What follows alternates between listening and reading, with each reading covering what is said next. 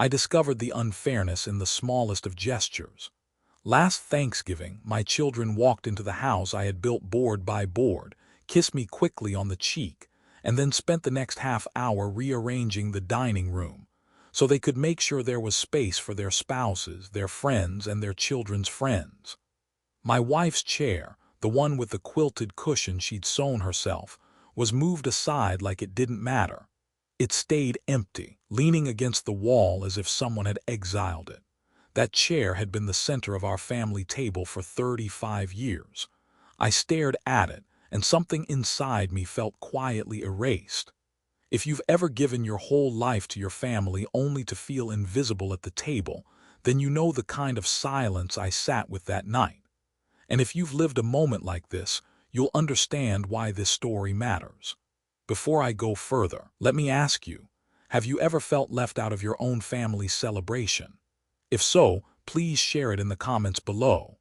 And if you believe stories like these deserve to be heard, I'd be grateful if you'd like this video and subscribe.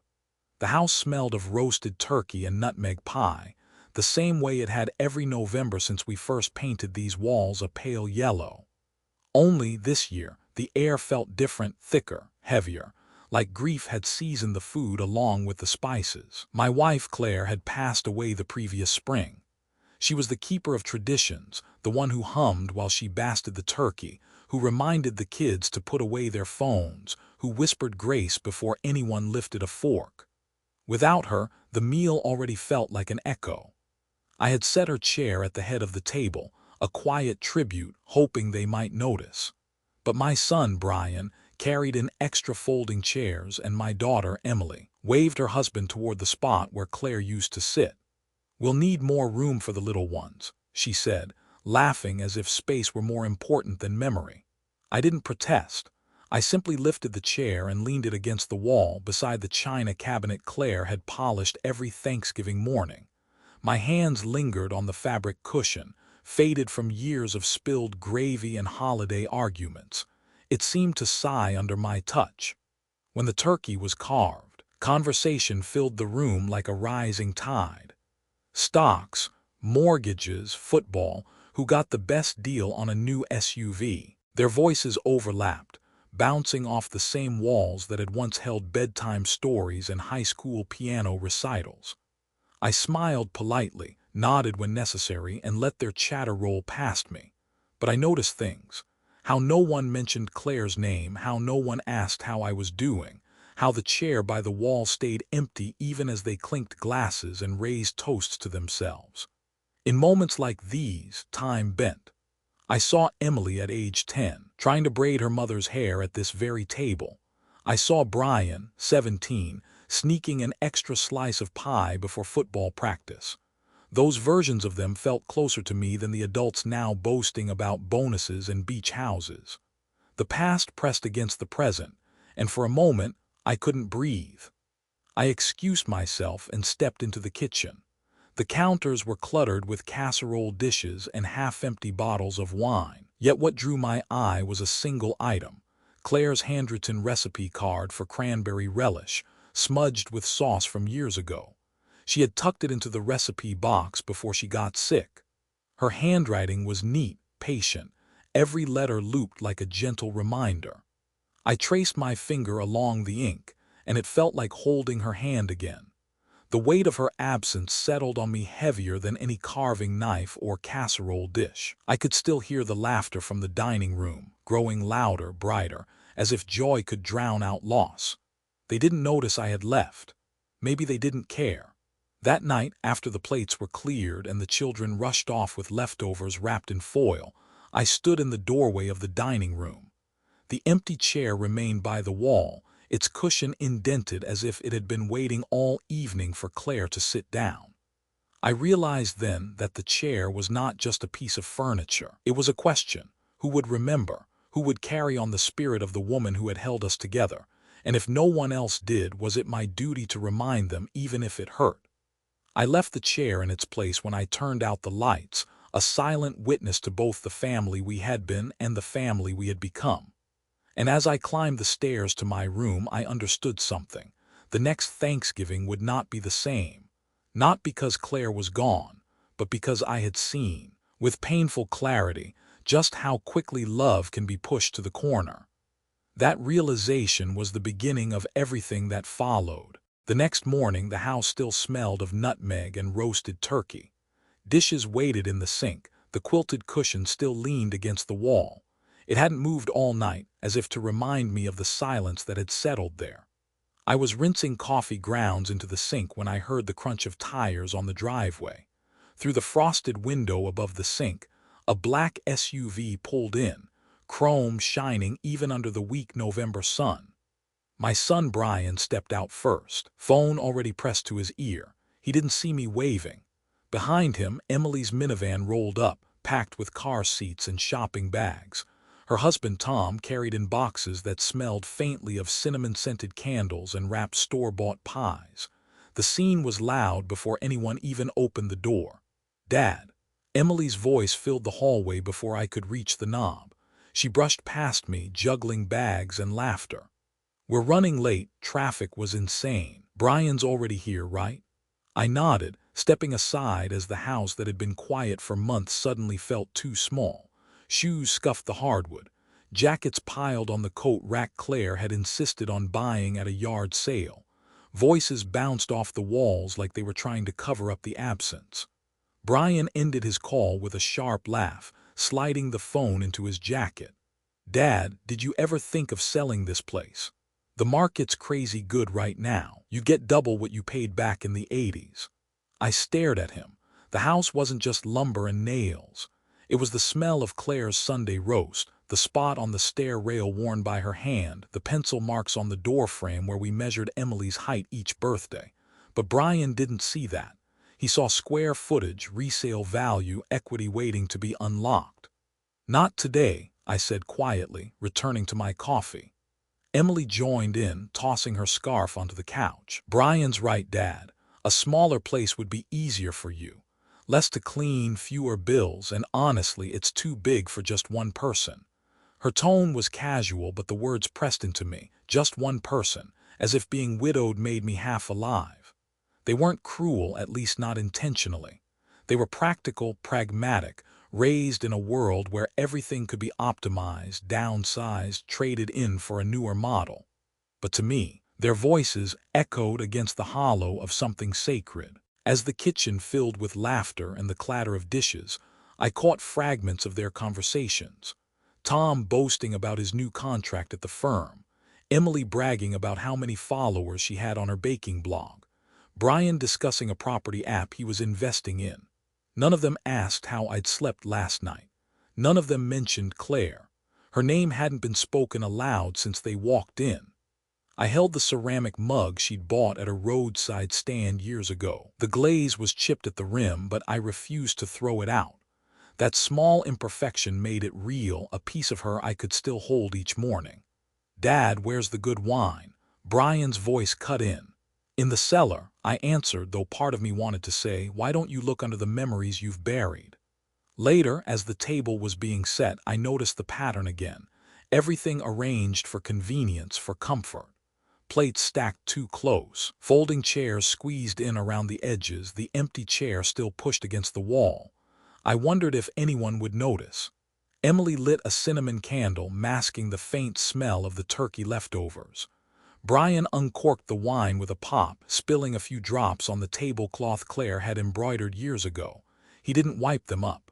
"Cheers," he said, raising his glass before anyone had sat down. I lifted mine too, but not to drink, to watch. Their words floated over me, bright and careless. Emily joked about renovating the house if they ever inherited it. Tom laughed, suggesting a swimming pool in the backyard. Brian nodded as if the idea had already been signed on paper. Inheritance, renovation. If I let them speak, let the sound of their plans hang in the air like smoke from a fireplace. Inside, I felt the slow burn of realization. They were already counting what wasn't yet theirs. As the meal unfolded, I smiled politely, offered turkey, passed potatoes, poured wine. On the surface, I was the host, but beneath it something shifted. I wasn't invisible. I was observing, taking note. measuring not their heights as we once did on birthdays but the distance they had placed between us now, and that distance was growing. By the end of the evening the plates were piled, the candles burned low. My children gathered their coats, thanking me in the same tone you'd thank a hotel concierge. When the last door shut, I stood alone again in the quiet house. The chair still leaned against the wall, cushions sagging slightly, as if waiting for a decision. I touched it once more, gently, like a promise. Next Thanksgiving, I thought, would not look like this. It happened so quickly I almost missed it. One moment Brian was topping off glasses, his hand steady despite the third bottle already open. The next, he lifted his wine high and Emily followed suit. To the future, he declared. To the good years ahead. Their voices overlapped, glasses clinked, and for a second it sounded innocent enough, until I caught the next words tucked between laughter and casual cheer. And to finally putting this place to good use, splitting things the fair way when the time comes. I froze, the turkey on my plate cooled, the sweet potatoes turned heavy in my mouth. My fork rested uselessly on the china that Claire had chosen, the set she'd saved months of diner tips to buy. They weren't just toasting a holiday, they were toasting my absence. Brian went on, oblivious to my silence. Dad, this house could fetch a fortune. Imagine what each of us could do with our share. College funds, investments, a bigger place for Emily's kids. Emily nodded, swirling the stem of her glass. And Dad wouldn't have to worry about upkeep anymore. Everyone wins. Everyone except the man still sitting at the head of the table. I studied their faces. These were the children Claire and I had sacrificed for late nights, double shifts, forgotten vacations. And now they spoke about our home, our memories, like numbers on a ledger. I wanted to speak. To tell them that a house was more than equity, that every board carried the echo of Claire's laughter, every window held the imprint of a holiday long past. But my words caught in my throat. Instead, I lifted my glass too, not to agree, to mask the tremor in my hand. The wine reflected their smiles upside down, a distorted mirror of the family I thought I knew. Cheers, I said softly. My voice barely carried. The toast went on, filled with their ideas, selling the garden, remodeling the kitchen, splitting proceeds 3 ways. Tom even joked about installing a hot tub, earning a round of laughter. Each suggestion pressed against me like a slow, tightening vise. I imagined Claire's hands, soil-stained from tending the roses, her careful way of folding tablecloths, her humming as she cooked. None of it mattered to them, not anymore. I sipped my wine, bitter as regret, and let the conversation play out. Through the window, the November night had settled deep. Frost clung to the glass, the world outside still and unmoving. Inside, though, voices bubbled over, careless and loud. I wondered if the neighbors could hear. If they did, they'd think we were celebrating, not dismantling the heart of a family. Emily leaned in, lowering her voice, though I could still hear every word. When the papers are in order, it'll be smoother if we're aligned now. Less conflict later. Aligned. Conflict. Papers. It sounded less like children planning for their father and more like partners drafting a business deal. I smiled again, though it felt like my face had cracked. You've thought about this, I managed. Brian laughed. Just being practical, Dad, you taught us that. No, I thought. I taught you how to work hard, to keep promises, to honor those who gave you everything. Practicality was never meant to erase gratitude. The meal ended, dishes clattering into the sink, candles dripping wax onto the embroidered cloth. I stood, clearing plates while they carried on with their talk. They didn't notice that I scraped food into the trash slower than usual, that I stared longer than needed at the cushion still waiting against the wall. When the last plate was rinsed, I turned back to the table. They were on their phones now, swiping screens, comparing mortgage rates and appraising values as if the house were already on the market. Something inside me shifted then, not with noise but with the quiet certainty of a man finally awake. I didn't argue. Not yet. Instead, I carried the empty wine bottle to the recycling bin and let the glass clink softly against the others. The sound was faint, but in that moment it felt like a gavel striking wood. Judgment was coming. Not from me, not tonight. But soon. When the evening drew to a close and the front door shut behind them, I walked back to the dining room. The chair still leaned against the wall, patient as ever. I pulled it back to the table, set it where it belonged, and rested my hand on its back. "You saw it too," I whispered, though the house was empty. For the first time since Claire's passing, I felt less like a grieving husband and more like a guardian of her memory, of what she had built with me, of the values being traded for convenience. I turned off the lights, leaving the room in darkness except for the faint glow of the candle stub still flickering. And in that half-light I made a promise. They thought the inheritance was theirs to plan, but I knew, before the next Thanksgiving came, I would show them just how wrong they were. The following morning I woke to the faint creak of the house settling, that old familiar sound Claire used to tease. It's just the wood remembering. The walls remembered even if my children didn't. I brewed coffee in her chipped mug and sat at the kitchen table. The quilted cushion, the one they had shoved aside, was back at its rightful spot. I had placed it there the night before, almost like returning a crown to its throne. The sight steadied me, though the ache of last night's toast lingered. When Brian and Emily returned later in the day to collect their forgotten leftovers, they were bright, casual, as if nothing unusual had been spoken at the table. Their chatter was breezy, already shifting toward holiday sales and vacation plans. I smiled, the same polite curve of lips I had practiced for months since Claire passed. But beneath it I felt something harder forming, like a stone pressed into my chest. Emily moved about the kitchen, stacking Tupperware into bags. "Dad, we should start talking about next year. Maybe we can host Thanksgiving at my place. Less work for you." Her words seemed kind, but I heard the undertone. If the meal wasn't at my house, then what reason would remain for this house to matter? Brian chimed in, "Yeah, Dad. No offense, but you looked tired last night. We worry about you." He grinned, scrolling his phone. Besides, we could finally start discussing how to handle the estate, just to make things easier later. The estate. They said it so smoothly, as if the word was no heavier than grocery list. I stirred my coffee slowly, the spoon circling in deliberate silence. It would have been easy to explode then, to slam my fist on the table, to demand respect, to remind them that I was still here, still breathing, still their father. But I didn't. Instead, I gave them what they expected. A gentle nod, a half smile, a man too weary to argue. The smile wasn't joy, it was armor. And behind it I was listening, measuring. When they finally left, laughter trailing out the door, I stayed at the table. Sunlight spilled across the wood grain, catching the edges of old scratches from decades of family meals. I traced them with my fingers the way a soldier might trace names on a memorial, each mark a story. Brian spilling juice, Emily carving initials with a pocket knife, Claire smoothing it over with polish. To them, it was just furniture. To me, it was a record of a life. That night, I couldn't sleep. I walked the hallways, the boards creaking under my steps, each room carrying its own echo. In the study, Claire's handwriting still labeled boxes of tax returns, recipe cards, family photos. I opened one album and saw Brian in his graduation gown, Emily holding up her college acceptance letter. Both smiling, both unaware of the cost behind those moments. Claire had written a note under one photo. "For their future, every sacrifice is worth it." I closed the album gently. My silent smile returned, sharper now. What had been worth it for us might have turned them into people who believed they were owed more. Days passed, and I kept the mask in place.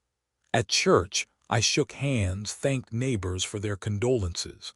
At the diner, I sipped coffee and let the regulars chatter about football.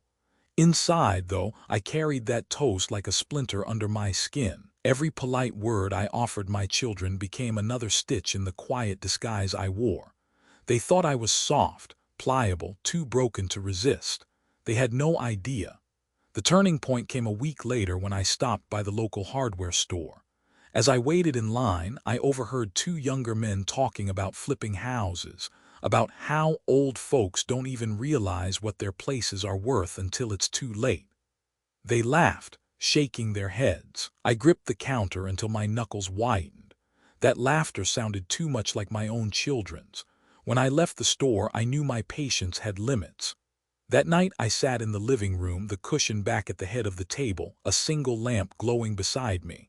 I let the silence settle, the kind of silence that feels alive, listening. The smile remained on my face, outwardly calm. But in the mirror across the room I saw the truth. My eyes had hardened. The polite host, the quiet father, they were masks I would wear a little longer. Because sometimes silence isn't surrender, it's strategy.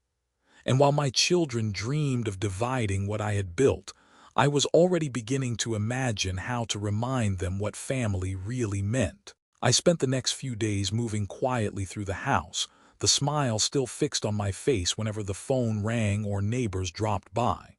But inside, I had begun a different kind of counting. Not plates or chairs, not mortgage values or property lines. I was counting years, sacrifices, the invisible currency of a family that only Claire and I had ever truly kept track of. It began with a box in the attic. The air up there was stale, dust hanging in the weak light that slipped through a small window. I found the shoebox Claire had labeled with her careful script, Brian Early Years. Inside were folded report cards scribbled with her notes, so proud of his math test, stayed up late helping him study. Next to them, a photo of me carrying lumber on my shoulder, the foundation of this very house still raw in the background. I remembered that day vividly, working overtime at the mill, then hammering through the evening so we could build a home for the children we had barely begun to raise. I ran my fingers across the edges of those papers. Each crease was a reminder of something we had given up, dinners skipped, vacations postponed, nights of sleep traded for double shifts. Downstairs in the study, I opened another folder, Emily's tuition receipts.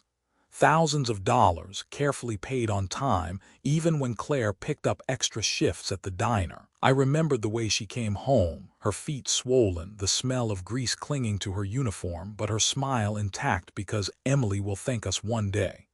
I thought of that smile as I stared at the receipts, the ink faded but still legible. Emily had thanked us back then. She had hugged Claire at graduation, eyes filled with tears. But somewhere between that day and last week's toast, gratitude had dissolved into entitlement. At the kitchen table, I spread out other evidence. Loan papers for Brian's first car, the down payment we had helped with for Emily's starter home, even the emergency transfers when their young marriages struggled. Each document was a story, late nights worrying, early mornings figuring out how to stretch a paycheck just a little further. I remembered one December when Claire and I had chosen to skip exchanging gifts so we could cover Brian's surprise medical bill. She had laughed it off, saying, "We have each other, that's enough." She meant it. And yet, when Brian raised his glass last week, I wondered if he even recalled that night. The house seemed to breathe with me as I walked from room to room, carrying these papers like a priest carrying scripture. Every corner whispered a memory. Claire teaching the kids how to frost cookies in the kitchen, me patching up a broken window after a backyard baseball game, Emily practicing violin until the notes finally came out clear. We had poured not just money but our very lives into this place, and my children had toasted it like a prize waiting to be claimed. That evening I sat in my armchair with the stack of documents beside me. I didn't drink wine. I drank water, cold and clean, as if to steady myself. Outside, the wind rattled the branches, carrying the smell of damp earth. I closed my eyes and pictured Claire sitting across from me, hands folded, eyes steady. She had been softer than I, but also sharper in her way. She noticed patterns I ignored, worries I brushed aside. I remembered one night not long before she passed. She had whispered, "We may have given too much. What if they forget the cost?" At the time, I had hushed her, kissed her forehead, told her not to worry, but now, sitting alone, I knew she had been right to fear it. I gathered everything into a single folder, labeling it simply, sacrifices. The word looked strange in my handwriting, final, almost like a verdict. Then I pulled out my calculator, the same one I'd once used to balance the family budget. Line by line, I added tuition, cars, homes, loans, repairs. The number climbed quickly, an unforgiving mountain. By the time I stopped, the total nearly stole my breath. It wasn't just money. It was time. It was Claire's hands worn raw from the diner, my own back stiff from years of labor, birthdays missed because of late shifts. A million invisible moments tallied into one visible truth.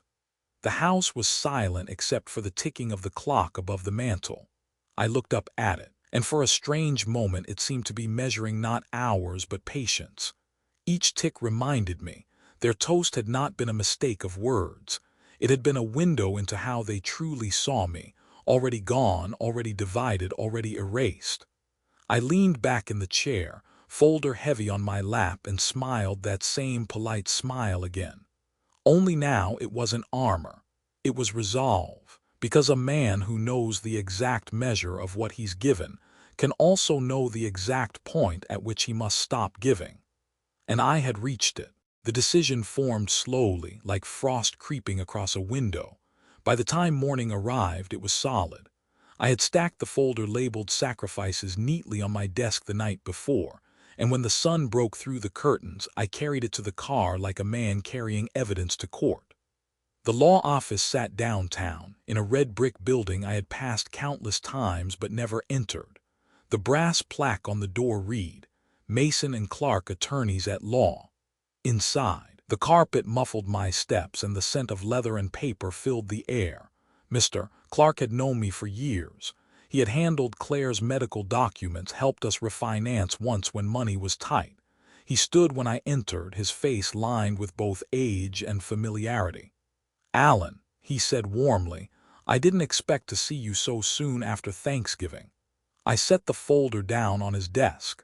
"I need to make some changes." He listened without interruption as I explained what had happened, the toast, the careless words, the chair pushed against the wall like an afterthought. I didn't raise my voice. I didn't cry. I laid it out as plainly as I could, letting the weight of each detail rest where it fell. Clark's expression darkened, but he said only, "What do you want to do?" I opened the folder and slid the papers toward him.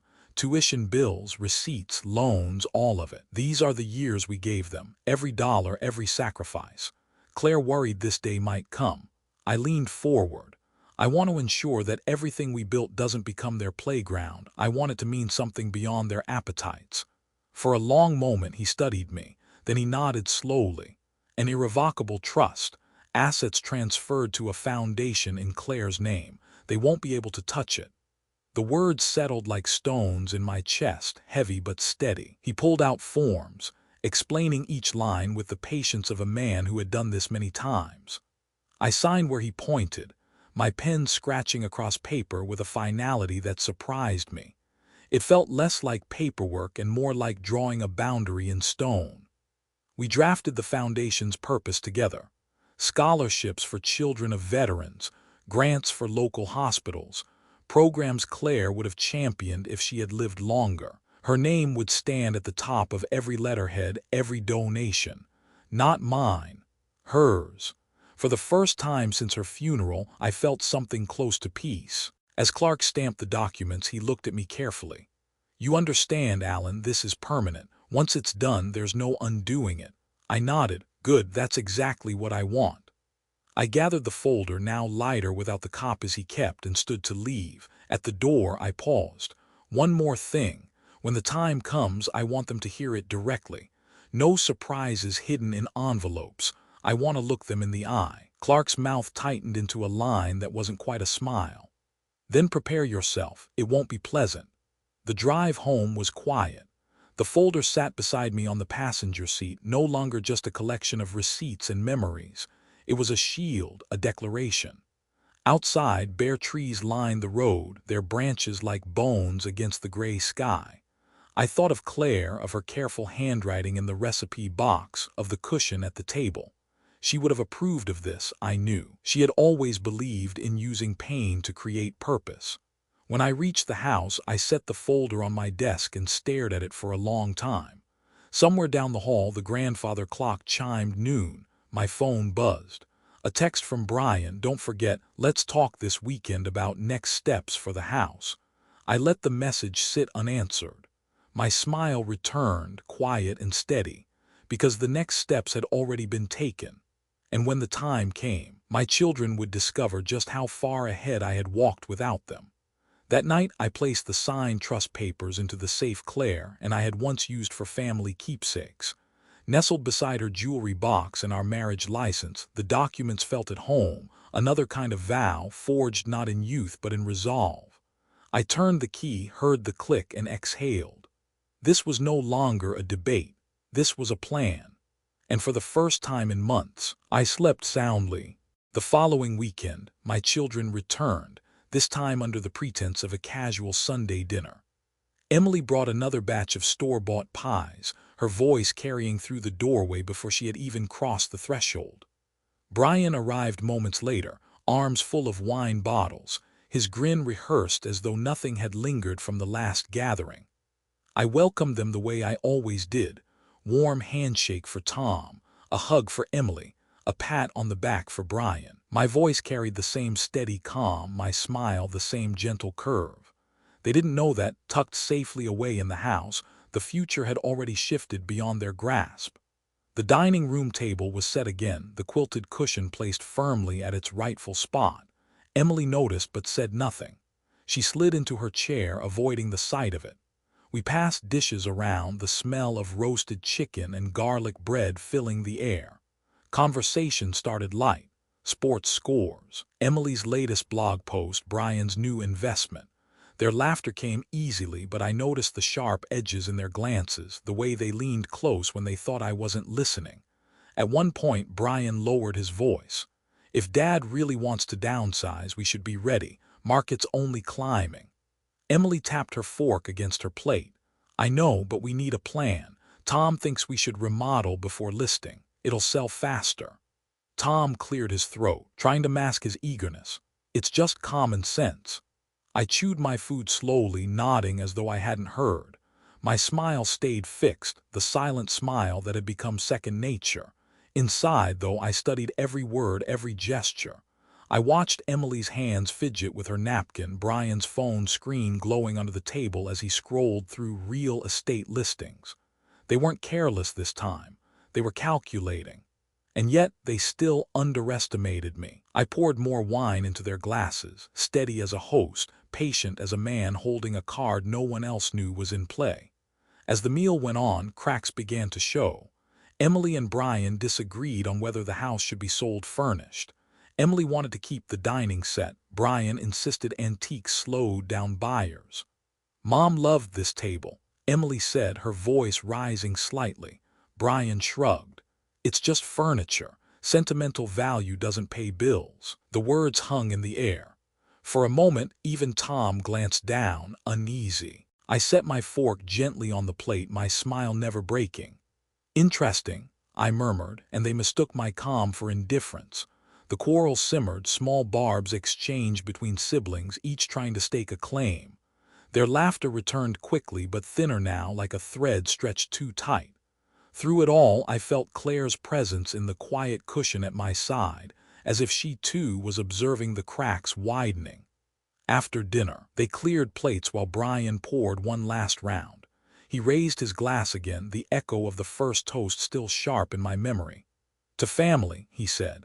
The words tasted hollow. Emily clinked her glass against his. "And to making smart decisions for the future." I lifted my glass too, my hand steady, my voice low. "Indeed." But in my mind I heard the rustle of legal papers, the solid stamp of Clark's office.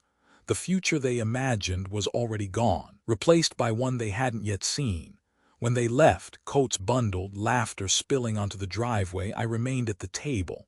The wineglasses still glistened with drops, the candlelight flickering across their rims. I looked at the cushion, at the chair that had witnessed it all. The cracks were no longer invisible. They were spreading, and soon the whole structure of their illusions would collapse. I leaned back in my chair, folded my hands, and let the silence settle around me like a cloak. "Not yet," I whispered to the empty room, "but soon." It was a week later when I invited them back. This time I made the call myself. "Dinner, my place," I said simply. "Bring nothing but yourselves." Emily hesitated, asked if I was sure. Brian cracked a joke about whether I had finally decided to celebrate moving on. I let their words pass without response. When the evening came, I set the table as Claire would have, candles lit, silver polished, plates aligned with quiet precision. And at the head, as always now, quilted cushion waited. They arrived almost on time, carrying nothing but their chatter. Tom kissed Emily's cheek in the doorway. Brian tapped his phone as if even family dinner were another appointment. I poured the wine myself, filling their glasses before they could ask. The air was warm, the food rich, yet beneath it all I felt the steady drum of what was coming. The meal unfolded as usual, stories told too loudly, laughter masking tension. They circled the subject of the house, testing the edges like wolves around a fence. Finally, Brian leaned forward, elbows on the table. "Dad, we've been thinking, the market won't stay this hot forever. It might be smart to." I raised my hand, steady but firm. "Before you go further," I said, "let's raise a glass." They obliged easily, wineglasses lifted. "To family," Emily offered, smiling. I nodded, my hand not trembling though my heart pounded against my ribs. "To family, yes, but more than that," I paused, letting the silence stretch. "To truth." Their glasses hovered, uncertain. I took a slow sip, then set mine down. The candlelight danced against the rim, casting long shadows across their faces. "There's something you should know," I began, my voice calm but carrying. "The future you've been toasting already belongs somewhere else. Every dollar, every brick of this house, every piece of what your mother and I built, it's been placed into a foundation in her name." Silence fell like a stone dropped into water. Emily blinked as though she hadn't heard correctly. Tom's fork clattered against his plate. Brian's jaw worked, but no words came. I continued. "The Margaret Foundation will fund scholarships, hospitals, causes she cared for. It will carry her name long after I'm gone, and you will carry nothing from this house but your memories." Brian finally spoke, his voice sharp. You can't be serious. This is our inheritance. We've been counting on." "Counting." I cut in, my voice firm now. "I've been counting too. The tuition checks, the down payments, the endless emergencies. I tallied them one by one. The total nearly broke me. And through it all, your mother and I gave because we believed we were building a future with you, not for you." Emily's eyes glistened, but she pressed her lips tight. "Dad, we only wanted to help. We thought." "You thought," I said, my hand resting on the cushion beside me, "that love meant entitlement. That sacrifice meant endless supply. But love is not a checkbook. Sacrifice is not a guarantee." Tom tried to interject, something about fairness, about family unity. I looked at him squarely. "This is not your matter, Tom. This is between me and the children I raised." The air in the room grew heavy. The only sound was the clock ticking on the mantel, each second stretching into an eternity. Finally, I lifted my glass again. My hand was steady, my eyes locked on theirs. "To your mother," I said, "the one who deserved better. May her name live longer than any of our quarrels." I drank, the wine warm in my throat, a flame burning steady. They did not drink. Brian's chair scraped against the floor as he stood, his face flushed, his voice raw. "You're making a mistake. Mom would never have wanted this." I held his gaze, unflinching. "Your mother wanted you at her table. She wanted you at her side. You chose other things.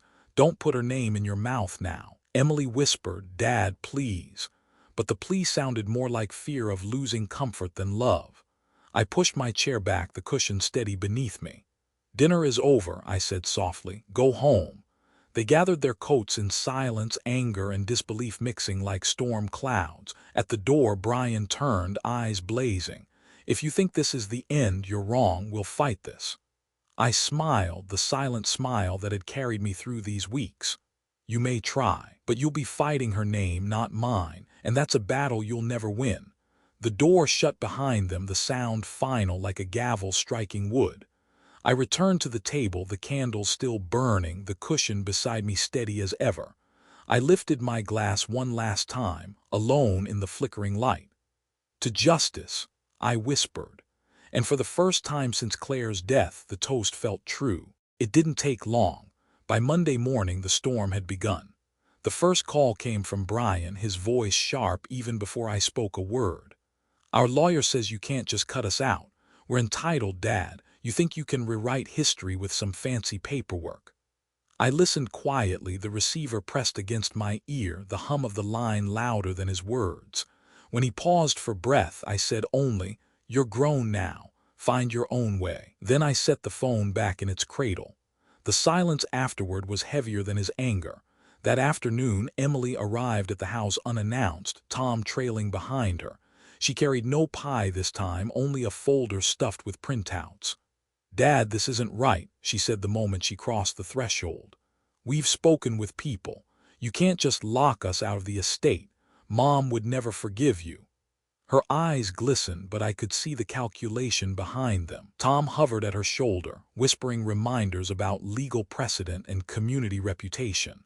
I let them speak, let the words tumble like dice on a table. When the noise settled, I simply pointed to the quilted cushion at the head of the dining table. "Your mother's memory forgave much," I said, "but not absence, not neglect." Emily's lips pressed thin. She left without touching my hand. The backlash spread beyond the family soon after. At the grocery store, a neighbor hesitated before greeting me. At church, whispers curled around the pews. Words like selfish and unfair floated in the air, carried by people who had only heard one side. Brian, I knew, was telling anyone who would listen that his father had lost his mind. Emily painted herself the dutiful daughter, wounded by betrayal. In their version of the story, I was the villain, hoarding what should have been theirs. It hurt more than I care to admit. These were people who had known Claire and me for decades, who had sat at our table, borrowed our tools, leaned on our shoulders. And now some turned away at the hardware store or avoided my eyes at the diner. One evening I found an envelope slid under the front door. Inside was a letter, written in Brian's quick, impatient script. "If you go through with this, you'll die alone. Don't say we didn't warn you." The words burned, not because of their cruelty, but because of how familiar they sounded. My own father, years ago, had told me almost the same thing when I left his farm to build my life. "If you walk away, you'll have nothing." I had proved him wrong. I would prove my children wrong too. Still, the nights grew heavy. Alone in the house, the wind rattling the windows, I sometimes wondered if I had gone too far. Claire's photo on the mantel offered no answers, only that steady smile she had always worn. There were moments when doubt crept in, when the empty room seemed to echo with the children's laughter of long ago, when I questioned whether I had mistaken their selfishness for something harsher than it was. But then I remembered the toast. Their glasses raised not to her memory but to their own future. The chair shoved aside. The careless plan spoken while my food cooled. The doubt hardened into resolve. A week later, the confrontation turned public. At the country club, where I had attended board meetings for years, Brian strode in uninvited during a luncheon. His voice carried across the polished wood and crystal chandeliers. "My father's cutting us out of everything. Can you believe it, after all we've done for him?" Heads turned. Some faces looked away in embarrassment, others lingered in judgment. I remained seated, hands folded, my plate untouched. When Brian stormed out, the room buzzed with murmurs. I caught William Hayes, the board president, watching me carefully. He nodded once, a gesture of quiet support, and for that I was grateful, but the humiliation had been staged. Brian wanted to isolate me, to make me the subject of gossip. That night Emily called, her voice trembling with rage. "We'll contest this in court. We'll drag your name through the mud if we have to." I closed my eyes, listening to the tremor in her voice. It wasn't grief, it was fear, the fear of losing what she thought was guaranteed. When she demanded, "Why are you doing this to us?" I answered quietly, "Because you already did it to yourselves." Then I ended the call. I sat in the quiet house, the cushion at the head of the table glowing in the lamplight. I poured myself a small glass of water and raised it. To the storm, I said softly, "May it wash away the weak and leave only what is strong." The glass clinked against the wood as I set it down. The backlash had come, as I knew it would. But storms do more than destroy, they clear the air. And mine was only beginning. The storm lasted for weeks, each day bringing fresh waves of rumor, threats, and whispered accusations. Yet I knew it would all come down to one moment, the final confrontation. It happened on a cold Sunday evening. The last of the autumn leaves clung stubbornly to the oaks along my driveway as headlights swept across the house. A car door slammed, then another. Voices carried even before they reached the porch.